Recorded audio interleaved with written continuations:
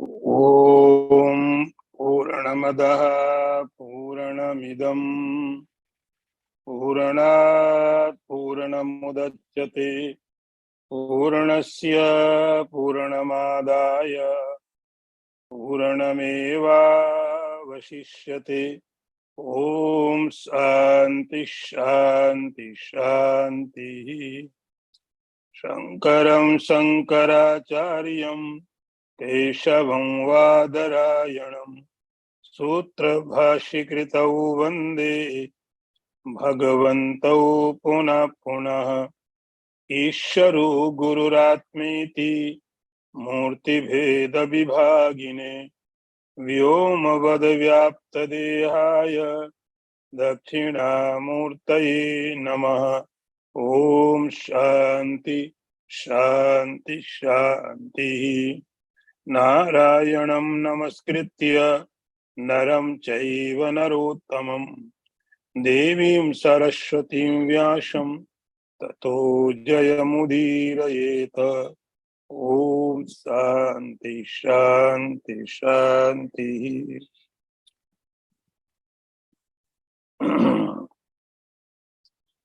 तानि सर्वाणि संयम्य युक्त आसीत् मत्परः बसे ही यस् इंद्रियाणि तस्य प्रज्ञा प्रतिष्ठिता।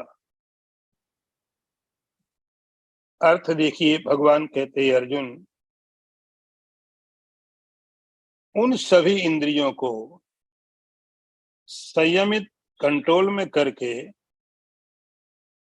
और मेरे परायण हो करके स्थित हो जाए, जिसकी इंद्रियां उसके बस में है, उसी की प्रज्ञा प्रतिष्ठित होती है। पिछले वाले मंत्र में हम देख रहे थे, भगवान ने कहा इंद्रियाणि प्रमाथीनि हरंती प्रसभम मना। इंद्रियां बहुत शक्तिशाली है और जबरदस्ती उनको आपके पास से लेकर के चली जाती है। तो इसीलिए इस क्रम में भगवान अब ये बता रहे हैं कि आपको करना क्या है। तानि सर्वाणि संयम्य, उन इंद्रियों का संयमन करना। संयमन, संयमन का अर्थ हुआ अब कंट्रोल आप कैसे करेंगे। हमारे पास दो ऑप्शन, या तो आंख खोलें या आंख बंद करें। कान के हमारे दो ऑप्शन, या तो आंख को खोलें या कान को बंद कर दें। तो इन इंद्रियों को कंट्रोल भगवान करते, तो भगवान क्या कहना चाह रहे हैं कि आप इंद्रियों को बंद कर दो। आप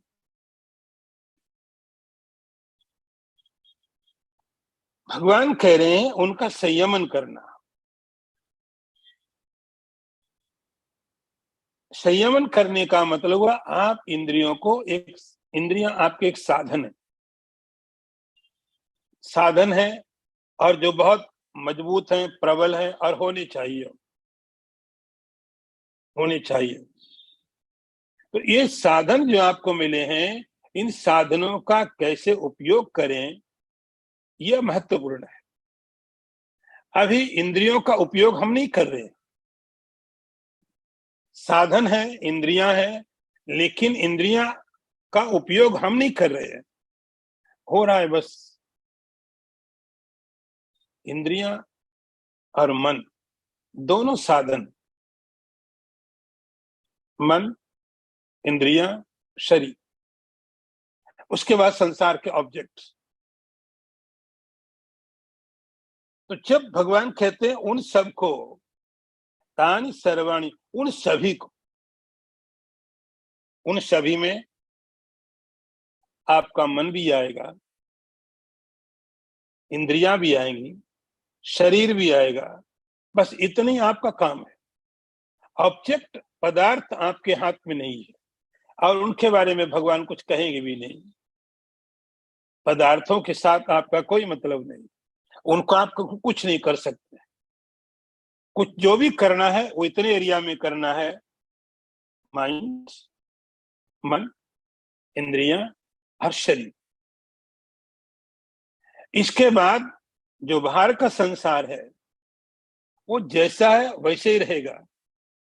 तो साधना का अर्थ हुआ, भगवान कहते हैं इन सभी को संयमित करो।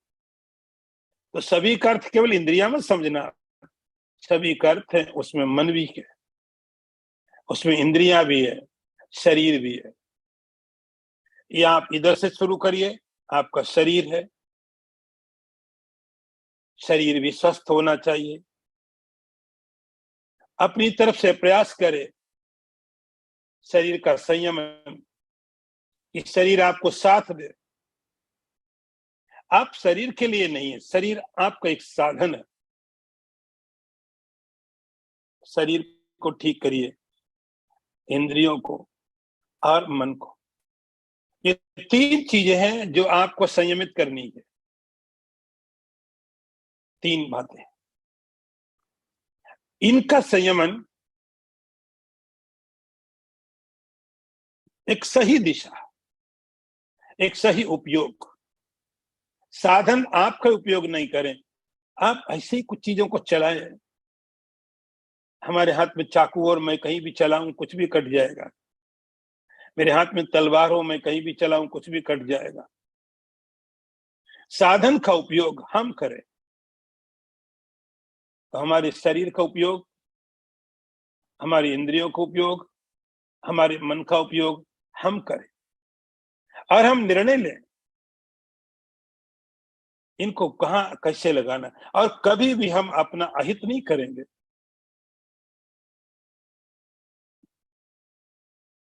शुरुआत तीन चीजों में आपको भगवान बताने, सर्वाणी संयम्य, इन तीनों को, शरीर, इंद्रियां और मन, सारी अध्यात्म की साधना इतने में ही है।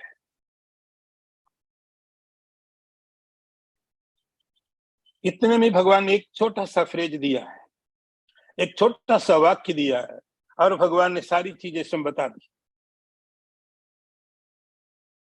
इन सबको संयम्य, इन सबको संयमन का अर्थ इनको सही दिशा में लगाए। आंखों को बंद करने से आंखें संयमित नहीं होती। कानों तो इसलिए मंत्र पढ़ते हैं, भद्रम कर्णे भी शृणुयाम देवाः भद्रम पश्येम। आप कोशिश करिए और आप परमात्मा से प्रार्थना करिए, आपके पास जो भी साधन हो सकते हैं उनका उपयोग करके आप इनको सही दिशा दें। बस यही इनका संयमन है, यही इनका संयमन है। आंखों को बंद करने की बात नहीं संभव है, कानों को खत्म करने की बात संभव नहीं है। भगवान ने दी शक्ति है आपके पास, इन सबको संयमित करके और उसी स्टेट में रहना, उसी स्थिति में रहना। संयमित किया, उसमें फिर आप लापरवाही नहीं कर सकते हैं, उसको मेंटेन करना, उस स्थिति को आगे बढ़ा के रखना। क्योंकि जरा भी थोड़ी भी लापरवाही हुई तो भगवान कहते पीछे का इंद्रियाणी प्रमाथीनी हरंती प्रसवम मना, आपको पता भी नहीं चलेगा कि कब आपका मन आपके हाथ से चला गया। आपको पता नहीं चला कब इंद्रियां कहां चली गई। तो हमेशा एक सावधानी। अब इंद्रियों का, मन का, शरीर एक साधन ही है और साधन किसी साध्य के लिए होते हैं। अभी तक इन साधनों को हमने संसार के लिए लगाया हुआ है, अब संसार के लिए लगाया हुआ है। हमारा मन संसार के लिए है, हमारी इंद्रियां संसार के लिए हैं, हमारा शरीर संसार के लिए अभी तक। अब संयमन के बाद में क्या होगा, अब ये इनको क्या करना है। तो भगवान कहते हैं मत परा, इन सबको आप मेरी तरफ मोड़ दो। इनका डायरेक्शन मैं, ईश्वर की तरफ को मोड़ दो, इनको आत्मा की तरफ मोड़ दो। पूरी इंद्रियों की एनर्जी, मन की ताकत, शरीर का जितना उपयोग कर सकते हैं सब परमात्मा की तरफ कर दो। इसको भगवान कहते हैं मत परा। मत मतलब आप परमात्मा समझिए, सेल्फ कॉन्शियसनेस, ब्रह्मन। वशे ही यस्य इंद्रियाणी तस्य प्रज्ञा प्रतिष्ठिता। भगवान कहते जिसकी इंद्रियां बस में हैं, जिसकी इंद्रियां सही दिशा में जा रही हैं, एक सही डायरेक्शन उनके पास है, बस उसी की बुद्धि प्रतिष्ठित है, उसी की बुद्धि स्थित है। अगला मंत्र देखिए,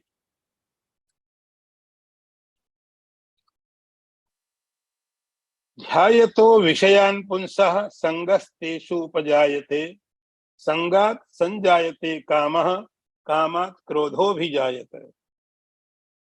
अर्थ देखो, भगवान कहते हैं अर्जुन, विषयों का ध्यान करने से मनुष्य के अंदर में उनके प्रति आसक्ति पैदा होती है, और आसक्ति होने से कामना होती है, इच्छा, और काम से क्रोध पैदा होता है। बहुत महत्वपूर्ण मंत्र है और आपने बहुत बार इस मंत्र को सुना होगा।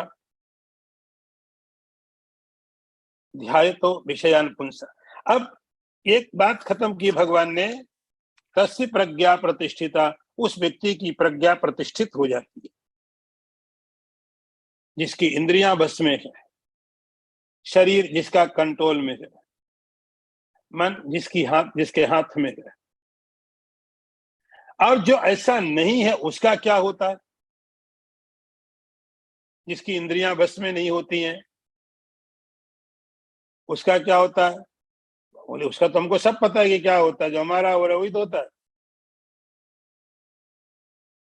ये भगवान बताएं कि वो जिसकी प्रज्ञा प्रतिष्ठित है उसको क्या मिलता है, ये बात भगवान बताएं तो ठीक है।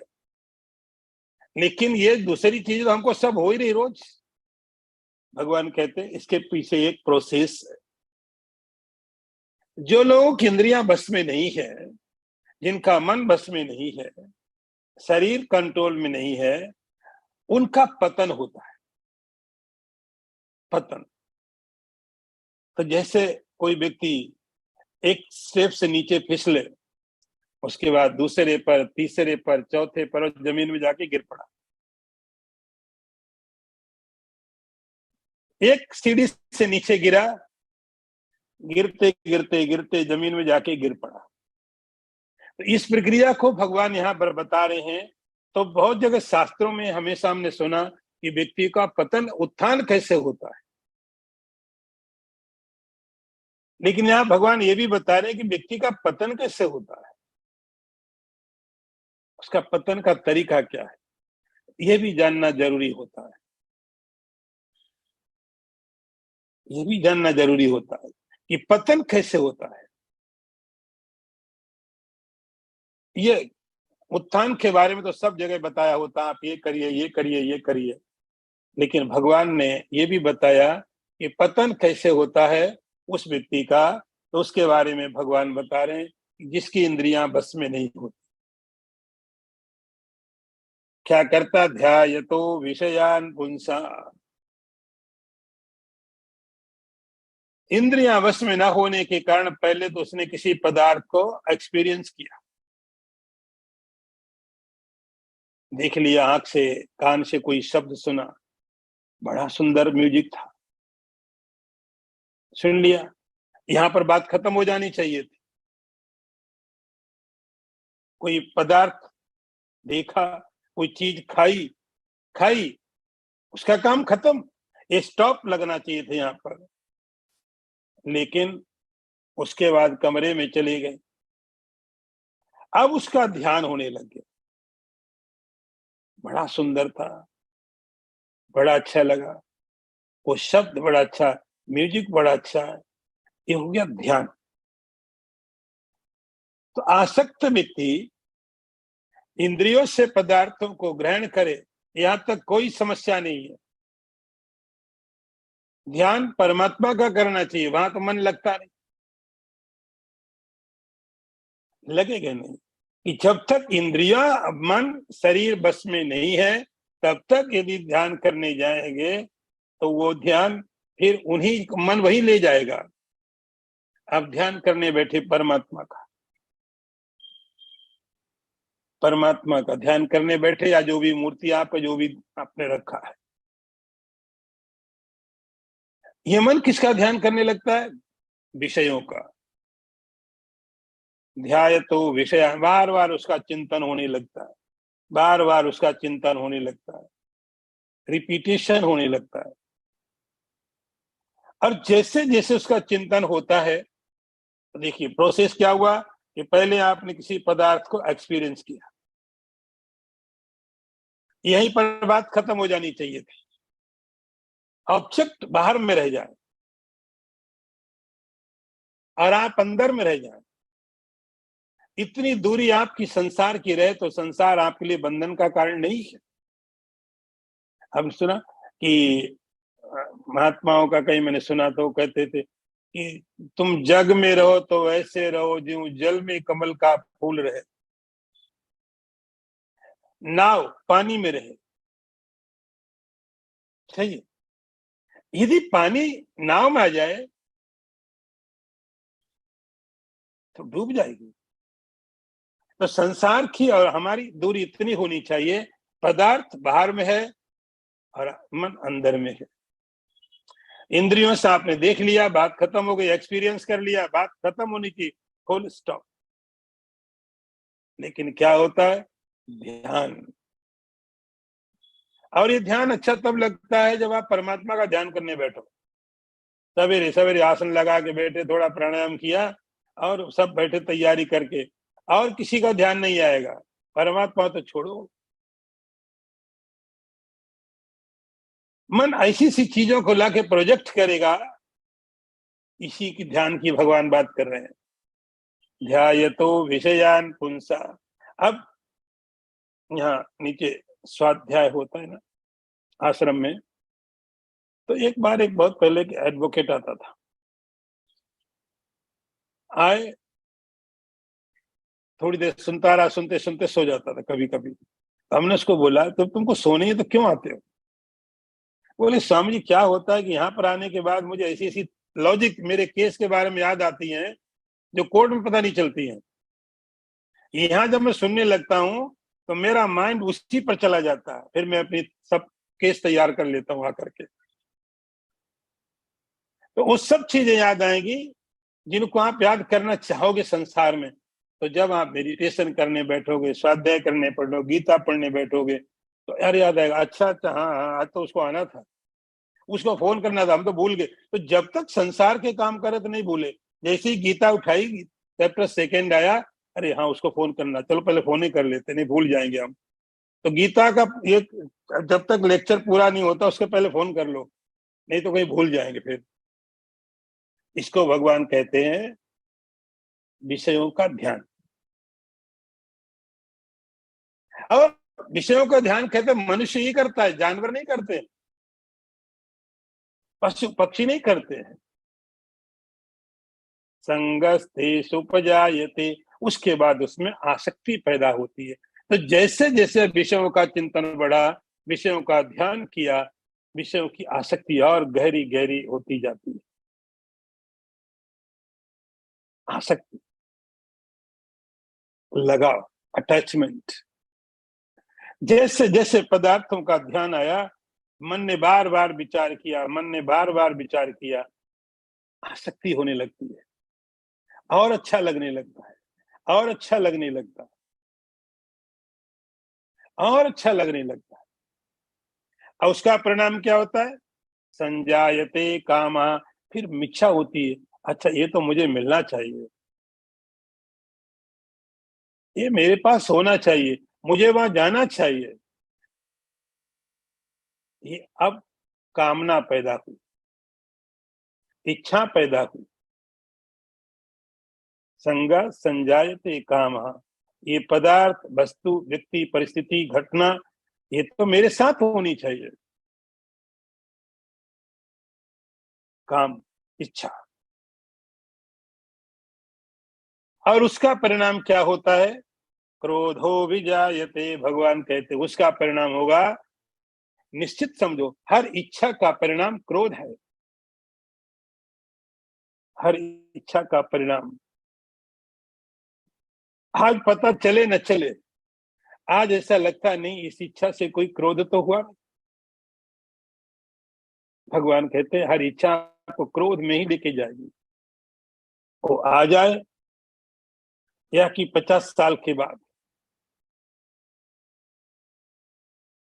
आपका ध्यान जाए नहीं जाए, ये क्रोध मुझे क्यों आ रहा है, लेकिन कभी आपने इच्छा की थी, क्रोध पैदा होता है। इच्छा का परिणाम क्रोध है। आगे मंत्र देखिए, क्रोधात् भवति सम्मोह, सम्मोहात् स्मृति विभ्रमः, स्मृति भ्रंशात् बुद्धिनाशो, बुद्धिनाशात् प्रणश्य। आगे भगवान कहते हैं, अर्जुन, क्रोध से सम्मोह पैदा होता है, सम्मोह से स्मृति का विभ्रम होता है, और स्मृति भ्रंश हो जाने से बुद्धि का नाश हो जाता है, बुद्धि का नाश होने से उस व्यक्ति का ही नाश हो जाता है, पतन हो जाता है। बहुत महत्वपूर्ण विचार भगवान यहां दे रहे हैं। क्रोधात् भवति सम्मोह। अब हम यहां तक एक बात समझ ली हमने कि क्रोध तक स्थिति पहुंच गई, जाने अनजाने। कई बार आप क्रोध प्रकट नहीं कर सकते हो, अलग बात, लेकिन क्रोध अंदर में है। क्रोध प्रकट होना न होना एक अलग बात, हम क्रोध दिखाएं या क्रोध दबाएं, लेकिन क्रोध अंदर में है। क्रोध का इफेक्ट क्या होता है हमारे जीवन में, क्रोध क्यों खराब है, क्रोध करने से नुकसान क्या है। भगवान कहते क्रोधात् भवति सम्मोह। क्रोध, क्रोधी व्यवस्थित, जिसको क्रोध आ रहा है उस व्यक्ति को आप देखो, उसको देखो जिसको क्रोध है, कभी आप उसको रीड करिए। आप उसको रीड मत करना, नहीं तो और झगड़ा हो जाएगा। आप अपने को कभी रीड करके देखना, जब आपको क्रोध आए उसको रीड करने जाओ तो और फाइटिंग जोर से हो जाएगी। अच्छा, मैं मिला तुमको अध्ययन करने के लिए, गीता पढ़ने के लिए। आपको क्रोध आए, क्रोध का परिणाम क्या होगा, सम्मोह। संस्कृत का ये शब्द जिसका रूट है संस्कृत में, वो मुह्य वैचित्य बोलते हैं। विजन क्लियर ना हो, मोह पैदा हो जाए, कुछ समझ में नहीं आए, क्या सही क्या गलत, कौन अपना कौन पराया, कुछ भी पता नहीं, सम्मोह। जैसे अंधकार में कोई चला गया, एकदम अंधकार में, अंधकार में चला गया, कुछ भी समझ में नहीं आ रहा, कुछ दिख नहीं रहा, कहां पर गड्ढा है। तो क्रोध की अवस्था में उस आदमी को देखो आप, शरीर में एनर्जी बहुत आती है क्रोध में, लेकिन क्रोध में विजन क्लियर नहीं होता है। इसलिए क्रोध में कोई निर्णय नहीं लेनी चाहिए, क्रोध की दशा में कोई डिसीजन नहीं लेनी चाहिए, क्रोध को जाने दो। उसके बाद तो भगवान कहते हैं क्रोध का मतलब हुआ, ये क्रोध हमारे जीवन में क्यों नुकसानदायक है, ये सम्मोह पैदा करता है, पता नहीं चलता है। जैसे आप एक अंधकार में खड़े हैं, डार्कनेस में खड़े हैं, कुछ भी हो सकता है। तो क्रोध हमारे अंदर जो विजन है, जो दृष्टि है, उसको खत्म कर देता है। क्रोधात् भवति सम्मोह, सम्मोह स्मृति विभ्रम। और इस सम्मोह के कारण अर्जुन की स्थिति पूरी यहीं पर है, स्मृति का विभ्रम हो जाता है। जो पहले की बहुत सारी चीजें हैं, आपके बहुत सारे एक्सपीरियंसेस हैं, बहुत सारे, जिनका आप उपयोग करते हो किसी निर्णय लेने के लिए, किसी निर्णय लेने के लिए आप पुराने एक्सपीरियंसेस काम में लेते हो, इसी को अनुभव बोलते हैं।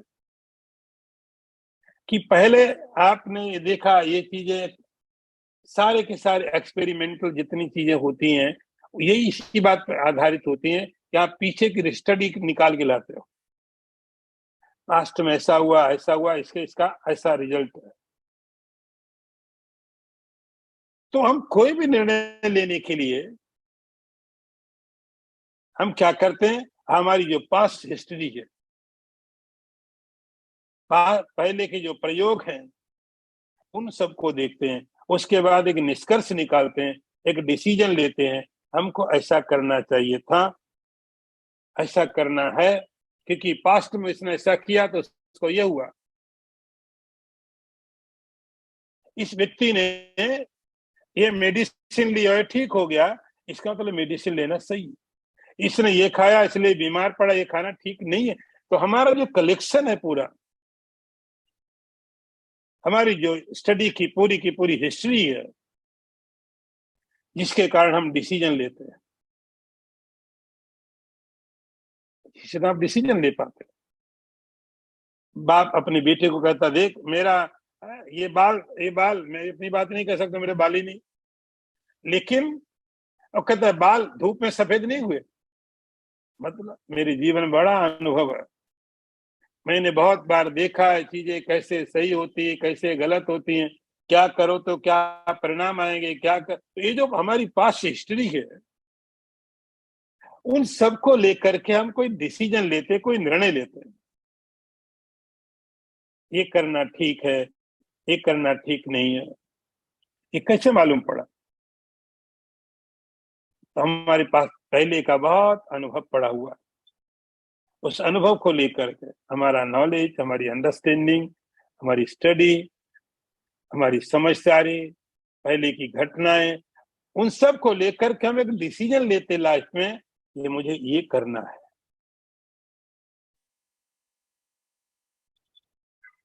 क्रोध क्या करता है? सम्मोह पैदा कर देता है,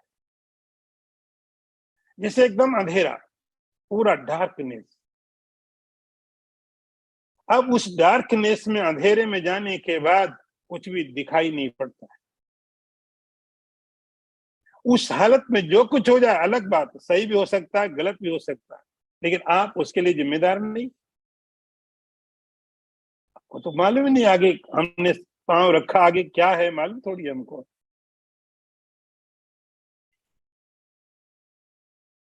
स्मृति विभ्रम, स्मृति का विभ्रम हो जाता है।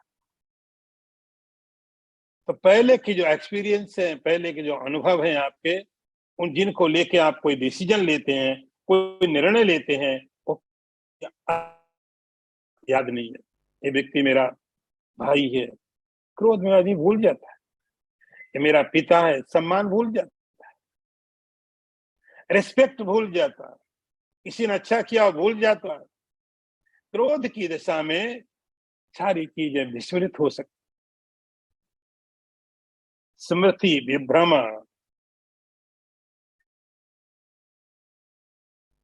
आगे देखिए, स्मृति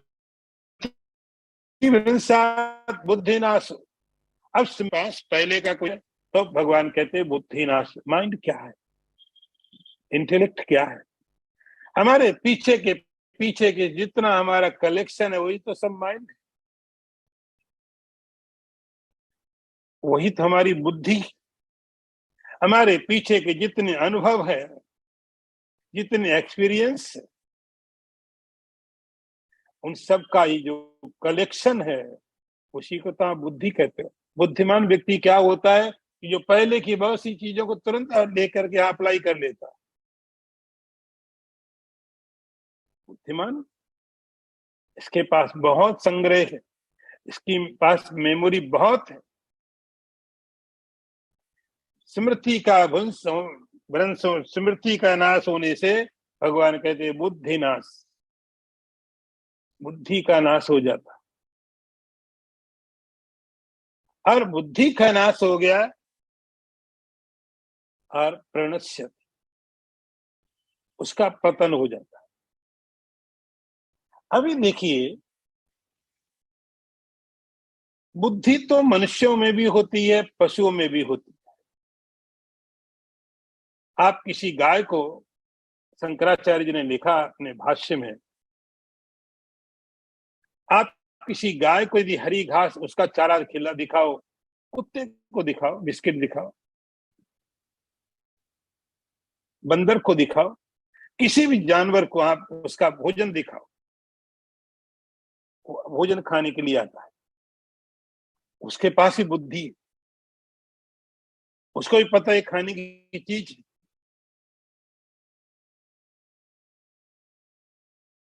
और यदि आपने डंडा में लिया, वही जानवर आपसे दूर, आप यदि उसको खाना, बिस्किट उसको दिखाया तो आपके पास आया, डंडा लिया तो दूर, उसको भी भेद मालूम है, काम उसको मालूम है, घास का क्या काम उसको मालूम है, उसको भी है, उसको भी पता है इसका क्या उपयोग। यदि आप बिस्किट दिखा रहे हैं तो आपके अंदर क्या चल रहा है, आप डंडा दिखा रहे हैं तो उसको क्या करना है, दोनों स्थितियां मालूम है। तो ये बिना बुद्धि के तो मालूम नहीं पड़ेगा, बुद्धि है तभी उसको मालूम। तो बुद्धि उसके अंदर में भी है, बुद्धि वहां भी है। जब मनुष्य के साथ बुद्धि शब्द का उपयोग होता है, ये खास तरह की बुद्धि होती है। पशु को भी ये पता ये अच्छा है ये खराब है, ये घास है मेरे लिए अच्छी है, ये डंडा मेरे लिए खराब है। ये पशु को भी, बंदर को भी, कुत्तों को भी, गाय भैंस सबको पता है। यदि मनुष्य को इतना ही पता हो, वो मनुष्य पशु से ऊपर उठा हुआ नहीं, वो मनुष्य पशु से ज्यादा श्रेष्ठ नहीं कर सकते, और उसको बुद्धिमान भगवान नहीं कहते हैं। भगवान बुद्धिनाश की बात तब करते हैं सब ये बुद्धि,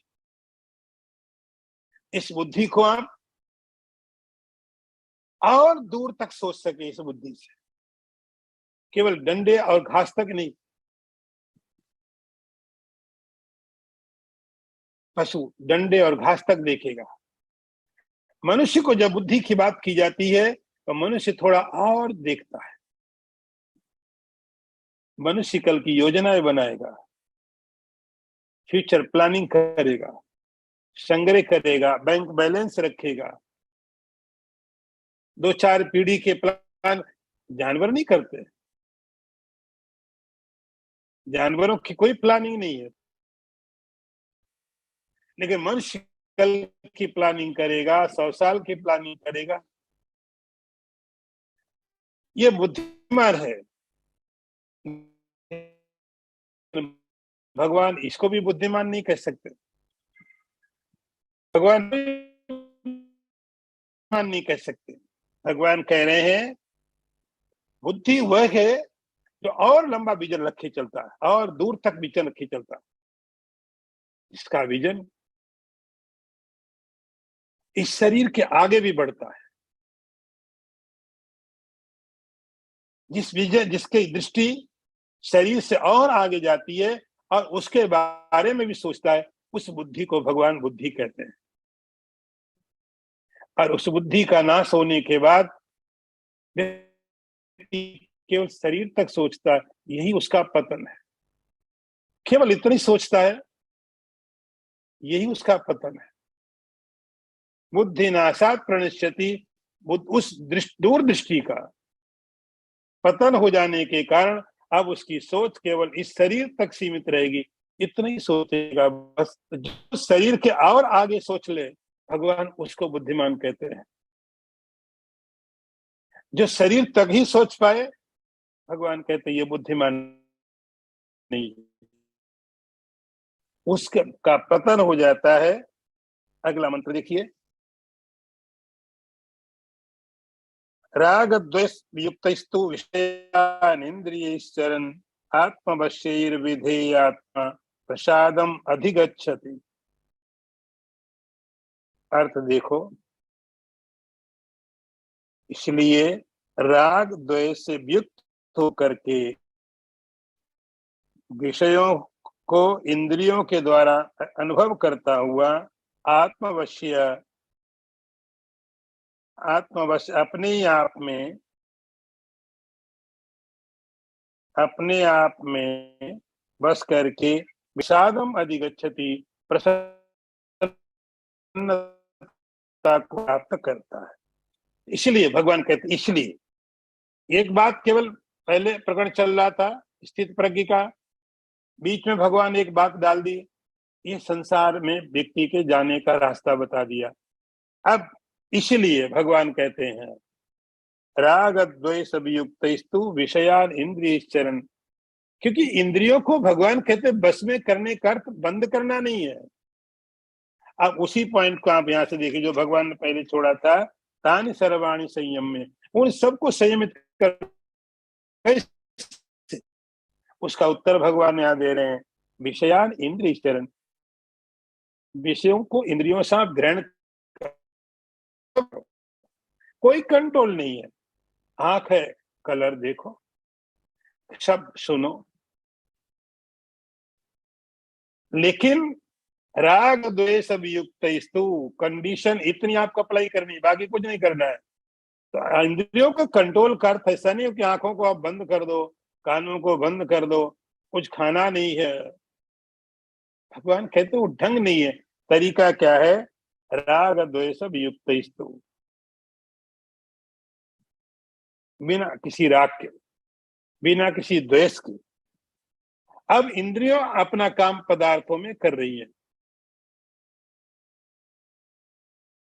और वो सब होते समय आत्मविषयी आपका मन अपने कंट्रोल में होना चाहिए, आपकी बुद्धि आपके कंट्रोल में होनी चाहिए। बुद्धि निर्णय बदल न दे, इंद्रियां पदार्थों में जाए, आप सावधान होने चाहिए, आप अलर्ट होने चाहिए। इंद्रियां पदार्थों में जा रही हैं, उनका स्वभाव है, उनको बस का अर्थ कितना है कि आपको उन इंद्रियों पर केवल एक ऑब्जर्वेशन करना, देखते रहिए। तुम्हारा काम केवल इतना है कि सामने क्या ऑब्जेक्ट दिखा दो, बाकी तुम आगे बढ़ो। सही है कि नहीं वो तुम्हारा काम नहीं है। अब जब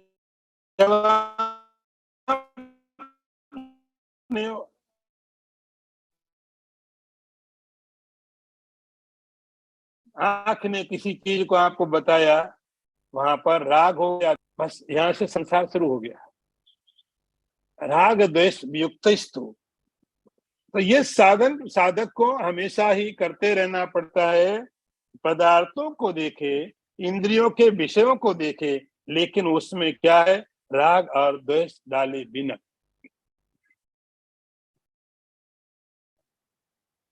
जैसे आपने कोई न्यूज पढ़ा, आपने न्यूज पढ़ा कि कहीं पर कोई एक कार का एक्सीडेंट हो गया, 2 लोग मर गए, और आप आगे बढ़ गए। आपको क्या फर्क पड़ा? आप भूल गए। ये न्यूज रोज आता रहता है, आपको कोई इफेक्ट हुआ? अच्छा खराब? कुछ नहीं, बात खत्म। हर घटना आपका ध्यान कब खींचती है? जब आप उसको अपने साथ जोड़ लेते हो।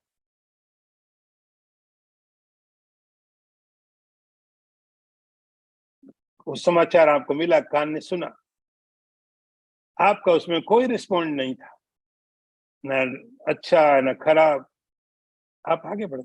अपना काम, चाय पी रहे थे, चाय पिया, जॉब पर चले गए। तो उस समय में अब इसी चीज को हर जगह करने के लिए संभव नहीं है। इस संभव करने के लिए 2 शब्दों का भगवान ने प्रयोग किया, आत्मवश्यई विधेय आत्मा। आत्मवश्यई विधेय आत्मा, भगवान ने दो शब्दों का प्रयोग किया है। जो इस तरफ कोशिश कर रहा है, जो इस तरफ कोशिश कर रहा है, उसको अपने वो जो पॉइंट है माइंड का या बुद्धि का, उस पर बार बार बार बार ध्यान देते रहना पड़ेगा।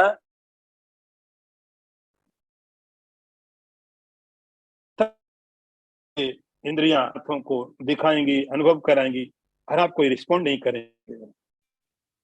उसका परिणाम क्या होगा? प्रसादम अधिगच्छति, प्रसाद प्रसन्नता की प्राप्ति होगी, प्रसन्नता की प्राप्ति होगी। अगला मंत्र देखिए,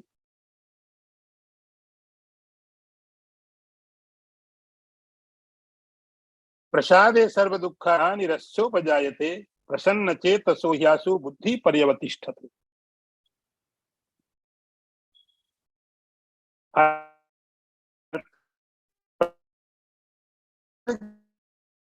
की अवस्था में समस्त दुखों की हानि हो जाती है, इस जीव की समस्त दुखों की हानि होती है। और जब चित्त प्रसन्न होता है तो ये बुद्धि उस परम में जाके प्रतिष्ठित हो जाती है। अब ये देखिए,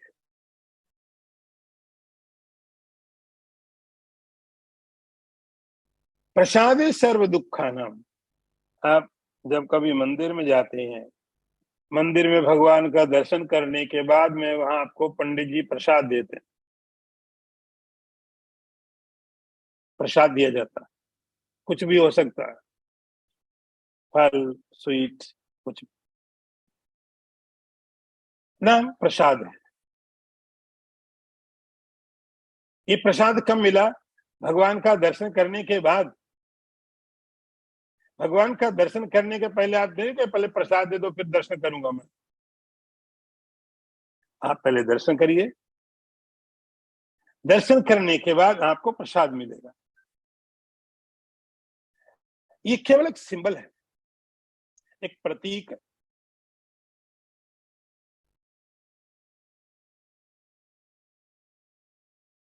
तो अच्छी बात है कि भगवान को पहले चढ़ने के बाद आपको दिया जा रहा है।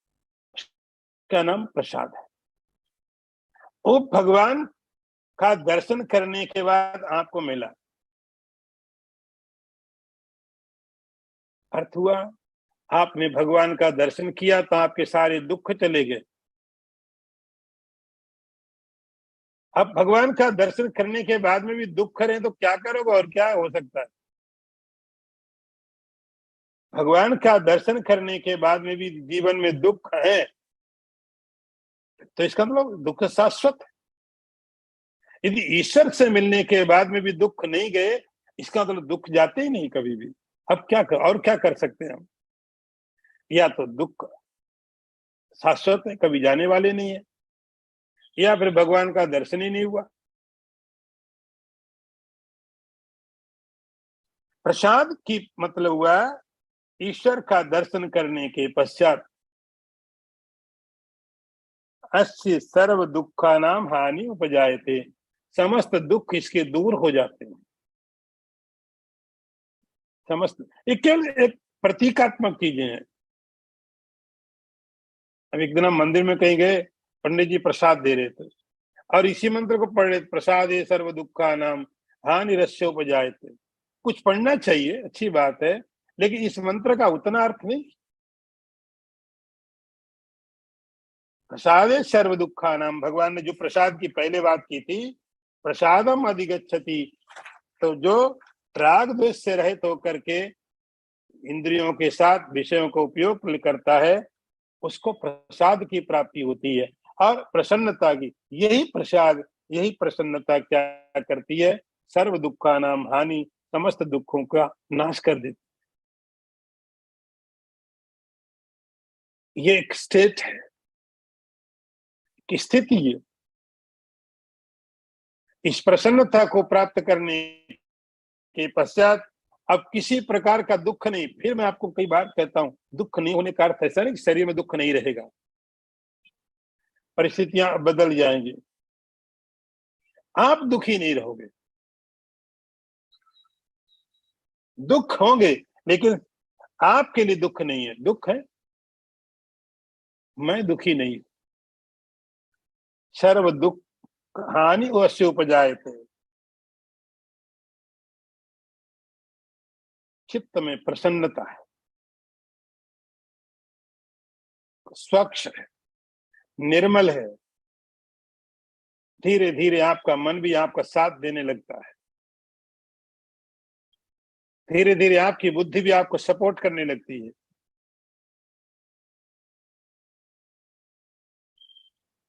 अच्छा लगने लगा उनको भी। प्रसन्न चेतसो, तो जब चित्त प्रसन्न है, मन प्रसन्न है, उस समय जाकर के अब आप मेडिटेशन में बैठे या नहीं बैठे, आपका मेडिटेशन अपने आप होता रहेगा।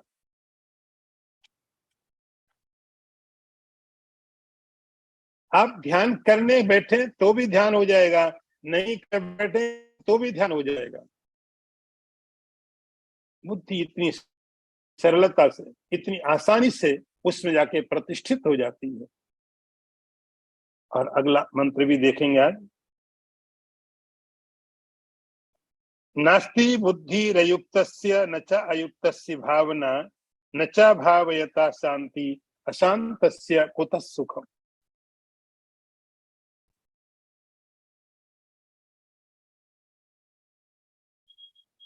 नास्ति बुद्धि अयुक्तस्य, फिर एक यहाँ पर एक क्रम है, तरीका, इसका भगवान यहाँ वर्णन कर रहे हैं। जो अयुक्त व्यक्ति है उसके पास में बुद्धि नहीं होती, अयुक्त के अंदर में भावना नहीं होती, और भावना न होने के कारण शांति नहीं होती है, और अशांत व्यक्ति को सुख नहीं होता। नास्ति बुद्धि अयुक्तस्य।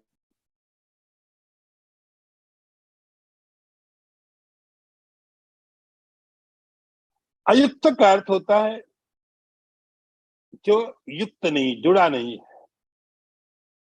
संस्कृत में युक्त शब्द का अर्थ होता है जोड़ना। आप कहीं और हैं, आपका मन कहीं और है, आप कहीं और है, बुद्धि कहीं और है, अयुक्त है। जहां आप हैं वहीं पर बुद्धि हो, तो भगवान कहते हैं जिस व्यक्ति का मन कंट्रोल में नहीं है,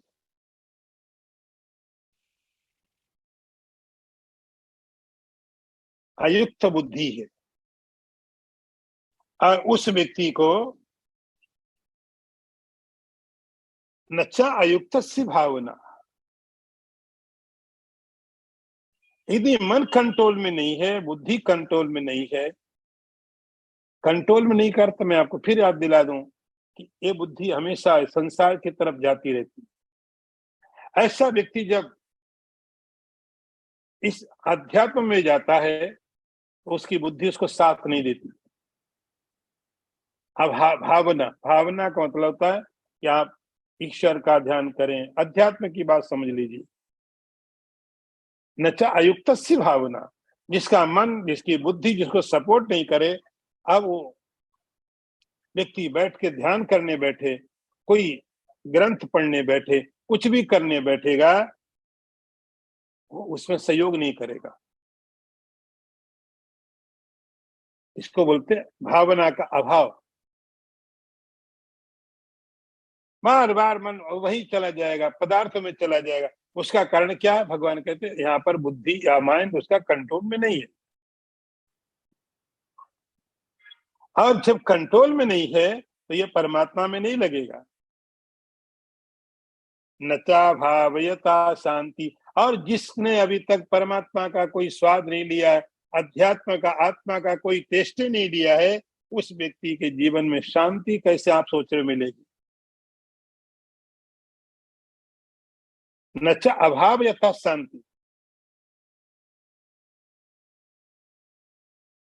तो अभी ईश्वर के बारे में, परमात्मा के बारे में विचार अभी कॉन्क्रीट नहीं है, अभी सुना हुआ है,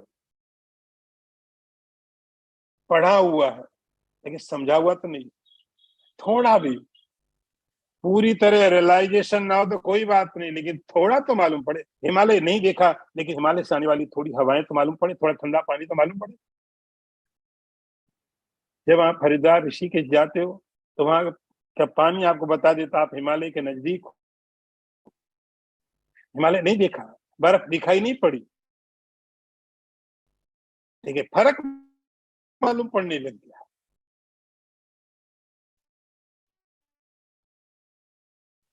जब कोई भावना ही नहीं है, जरा भी एक्सपीरियंस नहीं है, ऐसे व्यक्ति को शांति की प्राप्ति नहीं होती है।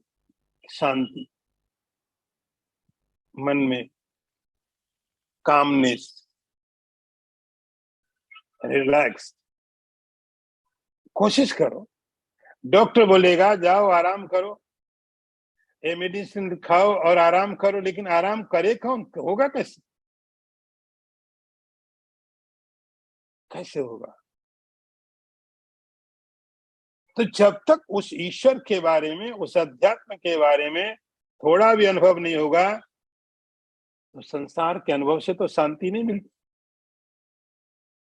संसार के अनुभव से तो केवल एक चीज मिली, जो पहले हमने पढ़ लिया, पतन। संसार के जितने सारे अनुभव अनुभव एक ही तरफ लेके जाएंगे, पतिष्यति विनश्यति। जब परमात्मा अनुभव हो गया, थोड़ा थोड़ी भावना हुई, थोड़ा थोड़ा एक्सपीरियंस हुआ, शांति मिली। अरे शांति कहाँ मिली? शरीर में, मन में। मन शांत हुआ, रिलैक्स हुआ, अच्छा लगा, और उसका परिणाम होता है सुखम। सुख शांति का परिणाम है। मन आराम से,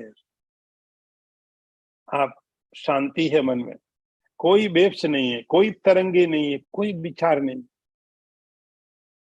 न अच्छा न खराब, न राग का न द्वेष का, कोई विचार नहीं है। ये शांत मन है, शांत मन। इस मन के अंदर में शांति हो सकती है, और जो मन शांत नहीं है, अशांत, अशांत मन है। मन के अंदर में एक चीज पूरी हो, उसके पहले और 50 चीज आ जाती है। एक थॉट गया नहीं, 50 तैयार बैठे हुए हैं। भगवान कहते हैं अरे इसके जीवन में सुख कैसे होगा? अशांत कोता सुखम। अर्जुन कोई सवाल जैसे कर रहे हैं भगवान, अरे अर्जुन बताओ, जो व्यक्ति अशांत हो, जिसका चित्त भ्रमित हो, मन में शांति नहीं है, बात सुख की करते हो। संसार बहुत बड़ा तुम्हारे पास हो सकता है, साम्राज्य तुम्हारे पास हो सकता है, लेकिन उस साम्राज्य का परिणाम कभी सुख नहीं है। चित्त यदि अशांत है, चित्त के अंदर में अशांति है, माइंड रेस्टलेस है, तो भगवान कहते हैं इस हालत में उस व्यक्ति को सुखी करने का कोई साधन नहीं है। अशांत व्यक्ति को सुखी किया नहीं जा सकता है। कोई मंत्र, कोई तप, कोई जप, कोई साधन, कोई संसार, कोई स्वर्ग, कोई भी ऐसा साधन नहीं है जो अशांत व्यक्ति को शांत सुख दे दे। अशांत व्यक्ति को सुखी होने का कोई साधन न संसार में है, न स्वर्ग में है। नास्ति अशांतस्य कुतः सुखम। इसलिए भगवान कहते हैं अर्जुन, अशांत व्यक्ति को सुख की प्राप्ति कभी नहीं हो सकती है। इसके आगे विचार फिर करेंगे। ओम पूर्णमदः पूर्णमिदं पूर्णात् पूर्णमुदच्यते पूर्णस्य पूर्णमादाय पूर्णमेवावशिष्यते। ओम शांति शांति शांति। शंकरं शंकराचार्यं केशवं वादरायणं सूत्रभाष्यकृतौ वन्दे भगवन्तौ पुनः पुनः। ईश्वरो गुरुरात्मेति मूर्तिभेद विभागिने व्योमवद्व्याप्तदेहाय दक्षिणामूर्तये नमः। ओम शांति शांति शांति। नारायणं नमस्कृत्य नरं चैव नरोत्तमं देवीं सरस्वतीं व्यासं ततो जयमुदीरयेत।